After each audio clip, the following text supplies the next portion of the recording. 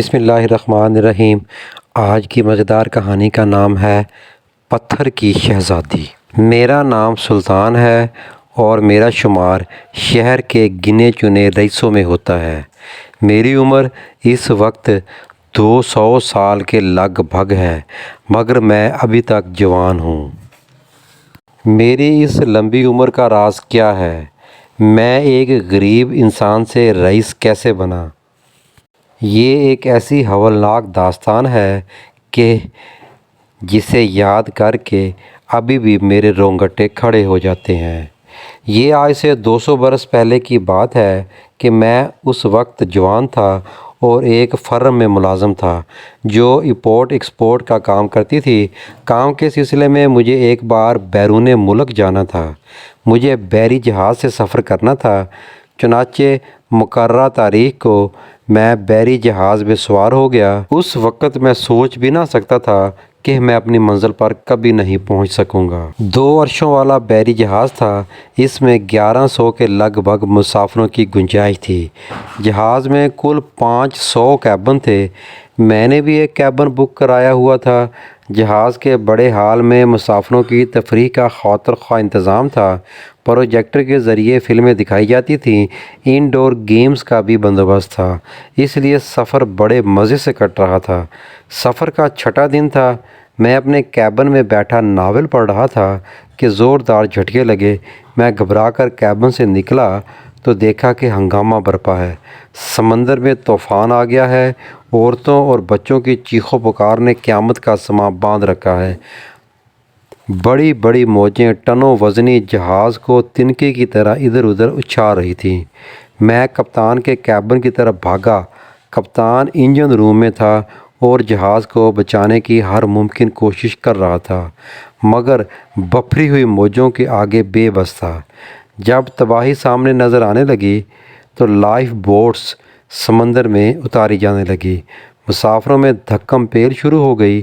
اپنی جان بچانے کے لیے لوگ سب کچھ بھول گئے تھے۔ عملے کے لوگ چیخ چیخ کر انہیں پرسکون رہنے کی ہدایت کرتے، مگر کوئی ان کی بات پر کان نہ دھرتا۔ اس افراتفری میں درجنوں بچے اور بوڑھے پاؤں تلے کچلے گئے۔ لوگ لائف بوٹس میں چھلانگیں لگا رہے تھے، مگر جب لائف بوٹس میں گنجائش سے زیادہ افراد جمع ہو جاتے تو وہ ٹوٹ جاتی۔ میں بھی ایک لائف بوٹس میں چھلانگ لگا چکا تھا۔ اس میں پہلے سے کافی لوگ تھے اور ابھی چھلانگیں لگانے کا سلسلہ جاری تھا کہ عملہ کے کسی فرد نے رسا کھول دیا۔ لائف بوٹ موجوں پر اچھلی اور الٹ گئی۔ میں مضبوطی سے کشتی کے کنارے کو پکڑے ہوئے تھا۔ خدا کو زندگی منظور تھی اور قسمت میں ان ناقابل یقین واقعات سے دوچار ہونا لکھا تھا جو اب میں آپ کو سنا رہا ہوں۔ کشتی جب سیدھی ہوئی تو میں اس کے اندر تھا۔ بے شمار لوگ چیختے چلاتے پانی میں کبھی ڈوب رہے تھے تو کبھی ابھر رہے تھے۔ جہاز کا پچھلا حصہ پانی میں گم ہوتا جا رہا تھا۔ انسان کتنا بے بس اور حقیر ہے، اس کا احساس مجھے ڈوبتے لوگوں کو دیکھ کر ہو رہا تھا۔ کشتی موجوں پر اچھلتی گرتی جہاز سے دور ہوتی جا رہی تھی۔ میرا دل خون کے آنسو رو رہا تھا۔ سینکڑوں لوگ میرے سامنے بپھری موجوں کی خوراک بن گئے اور میں چاہنے کے باوجود ان کی مدد نہ کر سکا۔ لہروں پر سفر کرتی کشتی جہاز سے بہت دور نکل آئی۔ سمندر رفتہ رفتہ پرسکون ہوتا چلا گیا۔ میرے چاروں طرف تحت نظر نیلا پانی اور سر پر نیلا آسمان پھیلا ہوا تھا۔ جان بچ جانے پر میں نے خدا کا شکر ادا کیا۔ سورج غروب ہو گیا۔ رات بے حد سرد تھی۔ میں کشتی کے ایک کونے میں ٹھٹھرتا رہا۔ کشتی کس طرف جا رہی تھی مجھے کچھ پتہ نہ تھا۔ بیتے ہوئے لمحے اتنے خوفناک تھے کہ ان کا تصور کر کے کپ کپی طاری ہو جاتی۔ رات گزری، دن چڑھ آیا تو بھوک کا احساس ہوا، مگر یہاں تھا ہی کیا جو میں کھا سکتا۔ سمندر کے ٹھنڈے اور کھارے پانی کا گھونٹ بھرنا چاہا تو اب کائی آ گئی۔ کشتی اب ہولے ہولے جا رہی تھی۔ سورج سر پر آ گیا تو اس کی تپش ناقابل برداشت ہو گئی۔ میں نے قمیض اتار کر سمندر کے پانی میں بھگوئی اور جسم پر ڈال لی۔ اس سے قدرے سکون ملا۔ چاروں طرف پانی دیکھ کر مجھے وحشت ہونے لگی اور میں گڑ گڑا کر اللہ سے دعا مانگنے لگا، یا اللہ زندہ سلامت زمین تک پہنچ جاؤں۔ 2 دن گزر گئے، بھوک کے مارے پیٹ اندر کو دھنس گیا تھا، میری حالت بے حد خستہ ہو رہی تھی۔ چھوٹی چھوٹی مچھلیاں کشتی کے ارد گرد منڈلاتی رہتی تھیں اور کبھی کبھار کوئی مچھلی اچھل کر کشتی میں آ گرتی اور پھر دوبارہ سمندر میں چلی جاتی۔ بھوک سے تنگ آ کر میں کنارے لگ کر بیٹھ گیا اور جھپٹا مار کر ایک مچھلی پکڑ لی۔ مچھلی میرے ہاتھ میں تڑپنے لگی اور میں نے جیب سے چاقو نکال کر اسے ذبح کیا اور کچا ہی چبانے لگا۔ اس طرح بھوک تو کسی حد تک مٹ گئی، مگر پیاس اور بھڑک اٹھی تھی۔ پھر خدا نے پانی کا مسئلہ بھی حل کر دیا۔ آسمان پر کالے بادل امڈ آئے اور بارش ہونے لگی۔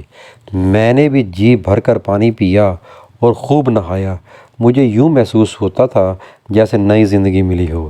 اسی شام بہت دور مجھے سرمئی رنگ کی لکیر سی نظر آئی۔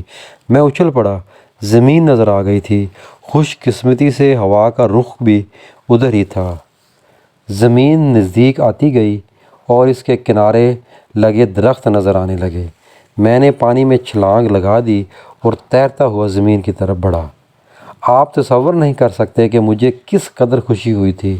کافی دیر تک میں ساحل پر پڑا سستاتا رہا، پھر اٹھا اور ناریل کے درخت سے ناریل توڑ کر اس کا پانی پینے کے علاوہ بھوک بھی مٹائی اور جزیرے کا جائزہ لینے لگا۔ سامنے ایک جنگل پھیلا ہوا تھا، زندگی کے آثار نظر آ رہے تھے۔ رات میں نے یہیں گزاری۔ صبح اٹھا تو جنگل میں چلنا شروع کر دیا۔ جنگل بہت زیادہ طویل نہ تھا۔ سامنے چھوٹی عمارتیں نظر آنے لگیں۔ میں نے خوشی کے مارے چیخ ماری۔ میں نے اس طرف دوڑ لگا دی۔ سب سے پہلے مجھے گھوڑا نظر آیا جو گھاس چر رہا تھا، مگر یوں ہی میں اس کے قریب پہنچا مجھے حیرت کا ایک جھٹکا لگا۔ گھوڑا سیاہ چمکدار پتھر کا تھا۔ اس کا پاؤں آگے کو اٹھا ہوا تھا جیسے آگے بڑھنا چاہتا ہو۔ اس سے کچھ فاصلے پر ایک شخص بیٹھا تھا، مگر وہ بھی پتھر کا تھا۔ اس کے ہاتھ میں ایک رسی تھی اور ہونٹوں پر مسکراہٹ پھیلی ہوئی تھی۔ سرسری نظر سے دیکھنے پر وہ گھوڑا اور شخص اصلی اور گوشت پوشت کے لگتے تھے۔ میں نے ڈرتے ڈرتے اس شخص کو چھوا، وہ پتھر کا ہی تھا۔ میں گھبرا گیا، پھر سوچا شاید یہ کسی سنگ تراش کا کمال ہے۔ میں عمارتوں کی طرف بڑھا، پھر میری حیرت دو چند ہو گئی۔ عمارتوں میں مجسمے موجود تھے، کوئی بیٹھا ہوا تھا تو کوئی چارپائی پر آرام کر رہا تھا۔ کسی کا ایک پاؤں یوں اٹھا ہو جیسے چلتے چلتے رک گیا ہو۔ خوف کی ایک سرد لہر مجھے اپنے جسم میں دوڑتی ہوئی محسوس ہوئی۔ دل کی دھڑکن تیز ہو گئی تھی۔ میں آنکھیں پھاڑے یہ منظر دیکھ رہا تھا۔ ان عمارتوں میں موجود ہر شے پتھر کی تھی، بس میں ایک واحد انسان تھا جو زندہ تھا۔ ایک عمارت کے باہر 2 مجسمے ہاتھ میں نیزے تھامے یوں کھڑے تھے جیسے پہرا دے رہے ہوں۔ میں عمارت میں داخل ہو گیا۔ عمارت بے حد شاندار تھی۔ اس میں مرد اور عورت کے مختلف مجسمے تھے۔ میں حیران و پریشان عمارت کے کمروں میں گھومتا رہا، ہر چیز پتھر کی تھی۔ یہ ایک سجی ہوئی خوابگاہ میں بے حد خوبصورت شہزادی سو رہی تھی، یوں لگتا تھا جیسے ابھی جاگ جائے گی۔ میں نے اسے چھوا تو پتہ چلا یہ بھی پتھر کی ہے۔ میں سر پکڑ کر بیٹھ گیا کہ یا خدا یہ کیا ماجرا ہے؟ یہ پتھر کے لوگ آخر راز کیا ہے؟ میرا خوف کسی حد تک دور ہو چکا تھا۔ مجھے یقین تھا کہ سب کے سب پتھر کے ہیں، مجھے کوئی کچھ نہیں کہہ سکتا۔ دن گزر گیا اور رات آ گئی۔ میں شہزادی کی خوابگاہ میں موجود تھا اور سونے کی تیاری کر رہا تھا کہ ہلکی سی آواز آئی۔ میرا تو رواں رواں کانپ اٹھا۔ خوف کی شدت سے یوں لگتا تھا کہ دل دھڑکنا بند ہو جائے گا۔ ڈرتے ڈرتے چاروں طرف دیکھا مگر کوئی نہیں تھا۔ میں نے اپنا وہم خیال کیا، لیکن اسی وقت دوبارہ آواز آئی۔ اس دفعہ میں نے واضح طور پر سنا تھا، اس لیے شک کی گنجائش نہ تھی۔ میں نے گھبرائے ہوئے انداز میں کمرے میں نظر دوڑائی، پھر اچانک ایک کونے میں موجود شمع دان میں لگی موم بتیاں خود بخود روشن ہو گئیں۔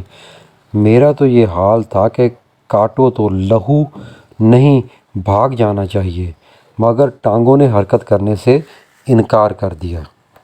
کراہنے کی آواز دوبارہ سنائی دی۔ آواز اس مسحری کی طرف سے آئی تھی جس پر پتھر کی شہزادی لیٹی ہوئی تھی۔ پھر مجھے یوں محسوس ہوا جیسے کسی پر اسرار طاقت نے مجھے اپنے آہنی شکنجے میں جکڑ لیا ہو۔ میں آنکھیں پھاڑتا تکتا رہ گیا۔ وہ منظر ہی ایسا تھا۔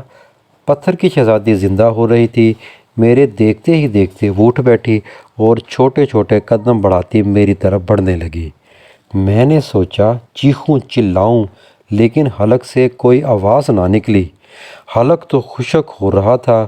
وہ میری طرف آتی گئی۔ پتھر کی وہ شہزادی میرے پاس آ کر رک گئی۔ پھر کمرے میں آواز گونجی، اے اجنبی، خوف کو دل سے نکال دے، میں یہاں کوئی نقصان نہیں پہنچے گا۔ تم تو ہمارے نجات دہندہ بن کر آئے ہو۔ تم کون ہو؟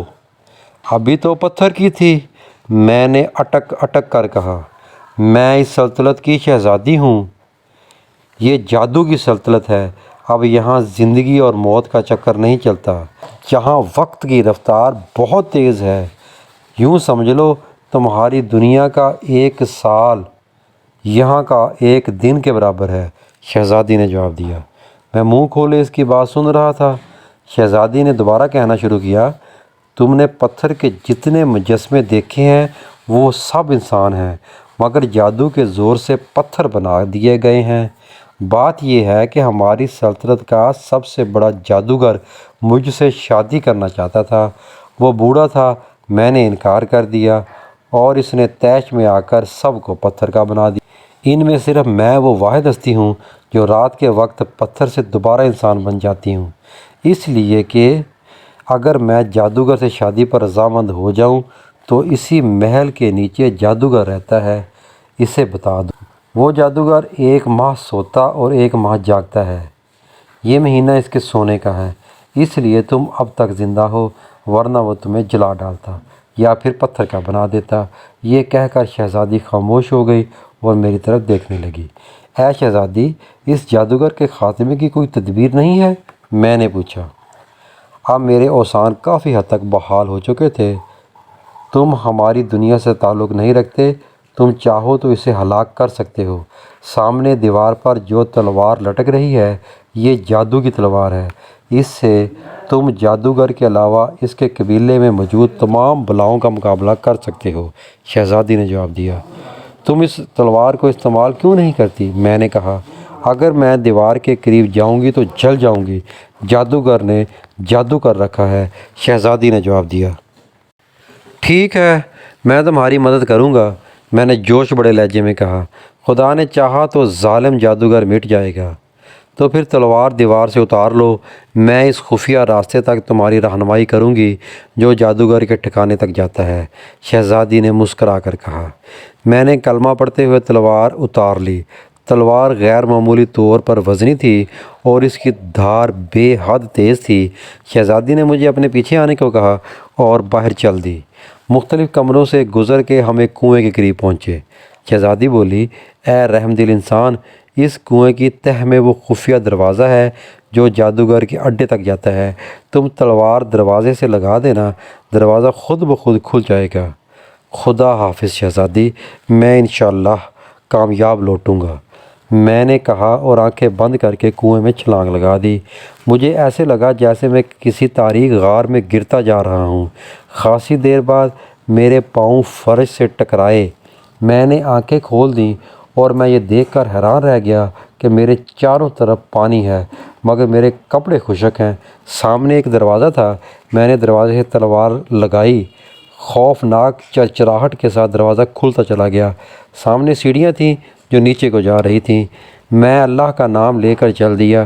دروازہ خود بخود بند ہو گیا جس سے اندھیرا چھا گیا، مگر تلوار سے ہلکی ہلکی روشنی پھوٹنے لگی اور میں سیڑھیاں اترنے لگا۔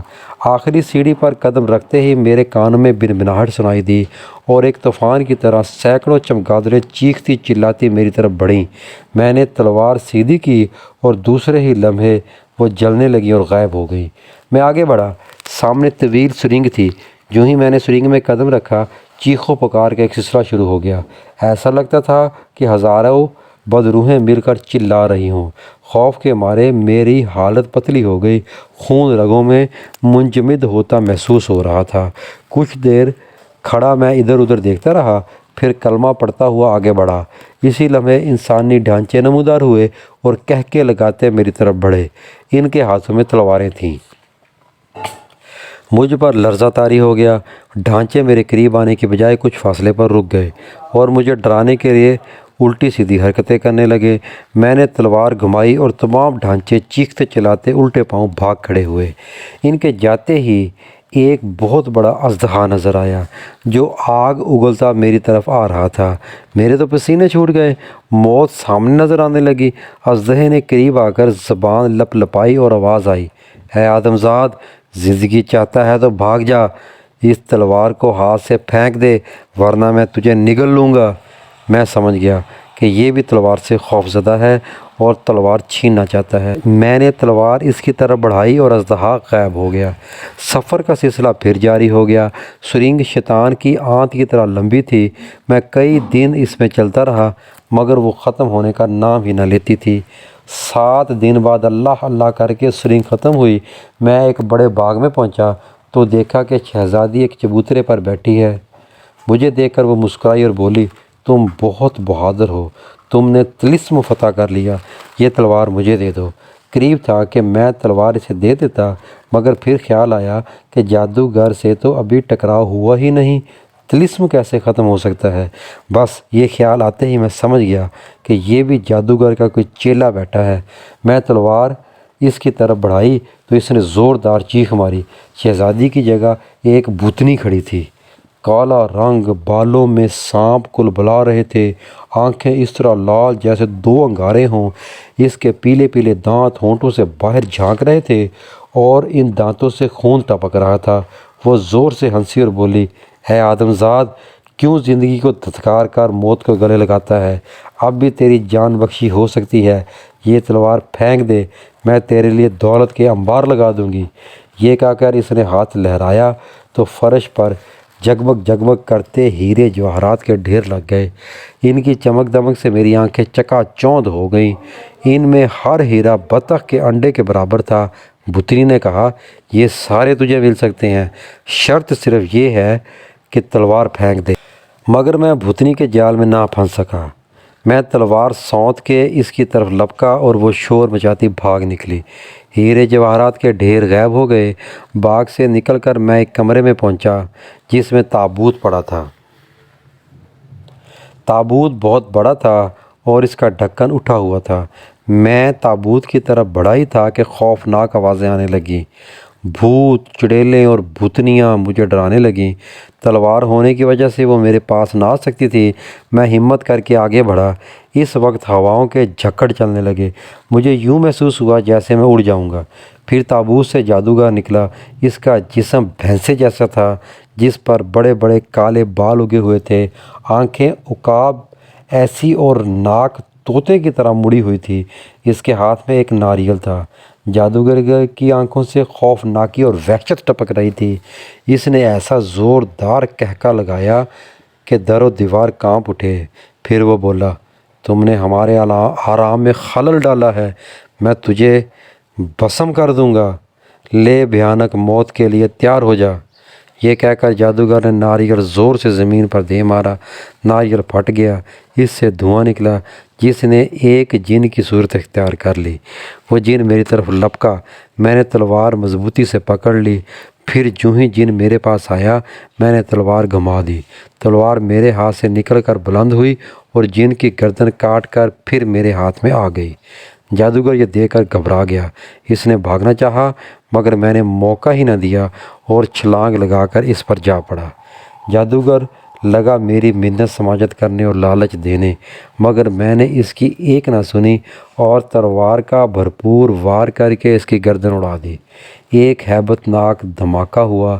اس کے ساتھ ہی ایک بے حد بوڑھے اور مکروہ صورت شخص کی لاش میرے سامنے تھی۔ یہ جادوگر تھا۔ کمرہ، باغ، بھوت سب کچھ غائب ہو گیا۔ میں اب اس کنویں کے پاس کھڑا تھا جس میں شہزادی کے کہنے پر چھلانگ لگائی تھی۔ طلسم ٹوٹ چکا تھا، پتھر کے مجسمے انسان بن چکے تھے۔ شہزادی بھاگتی ہوئی آئی اور میرا ہاتھ پکڑ کر محل میں لے گئی۔ بادشاہ، ملکہ، درباری سب ٹھیک ہو چکے تھے۔ شہزادی نے جب بتایا کہ میں نے ہی جادوگر کا خاتمہ کیا ہے تو وہ سب میرا شکریہ ادا کرنے لگے۔ بادشاہ نے مجھے اپنے برابر تخت پر بٹھا دیا۔ کئی ماہ تک میں ان کا مہمان رہا۔ واپس اپنی دنیا میں جانے کی خواہش ظاہر کی تو بادشاہ اور شہزادی نے مجھے روکنا چاہا، مگر مجھے وطن کی یاد بری طرح ستا رہی تھی۔ عزیز و اقارب یاد آ رہے تھے۔ بادشاہ نے میرے اصرار پر مجھے واپس بھیجنے پر رضامندی ظاہر کر دی۔ مجھے قیمتی ہیرے جواہرات دیے گئے۔ پھر بادشاہ نے آنکھیں بند کرنے کو کہا۔ آنکھیں بند کرتے ہی مجھے ایسا لگا جیسے کہ میں ہوا میں اڑ رہا ہوں، مگر میں نے ہدایت کے مطابق آنکھیں بند رکھیں۔ خاصی دیر بعد ایک آواز میرے کانوں سے ٹکرائی، آنکھیں کھول دو، تمہارا شہر آ گیا ہے۔ میں نے اس ہدایت پر عمل کیا۔ آنکھیں کھولی تو دیکھا کہ اپنے شہر میں موجود ہوں، مگر یہ کیا! شہر کا تو نقشہ ہی بدل چکا تھا۔ آسمان سے باتیں کرتی عمارتیں شیشے کی طرح چمک رہی تھیں، سڑکیں جدید، موٹر گاڑیاں۔ میں دنگ رہ گیا۔ اپنا گھر تلاش کرنا چاہا، مگر وہاں تو بلند عمارت تھی۔ میں نے اپنے بیٹے ندیم کا دریافت کیا تو ایک شخص نے بتایا کہ وہ تو بوڑھے ہو کر مر چکے ہیں۔ حیرت کی زیادتی سے میری آنکھیں پھیل گئیں۔ چند ماہ پہلے ہی تو میں گیا تھا۔ پھر مجھے یاد آیا کہ شہزادی نے کہا تھا ہماری دنیا کا ایک دن تمہاری دنیا کے 1 سال کے برابر ہے۔ اس شخص نے مجھ سے پوچھا کہ آپ ندیم کے کیا لگتے ہیں؟ میں نے کہا باپ، تو وہ بگڑ کر بولا کیا مذاق کر رہے ہو؟ ندیم صاحب تو میرے دادا تھے۔ مجھے ہنسی آ گئی۔ یعنی یہ میرے بیٹے کے بیٹے کا بیٹا تھا، مگر پھر بھی عمر میں مجھ سے بڑا۔ میں نے اسے یہ نہ بتایا کہ بیٹا میں تمہارا پردادا ہوں، کیونکہ اس نے ماننا ہی نہ تھا۔ میری داستان ہی ایسی تھی کہ کوئی اس پر یقین ہی نہیں کر سکتا تھا۔ خود مجھے یہ واقعات پیش نہ آئے ہوتے تو کبھی یقین نہ کرتا۔ میں نے ہیرے جواہرات فروخت کر کے کاروبار شروع کر لیا، نئی شادی کر لی۔ اب میرے 2 بچے ہیں اور مزے سے۔ آپ کہیے، میری یہ کہانی پر یقین آیا؟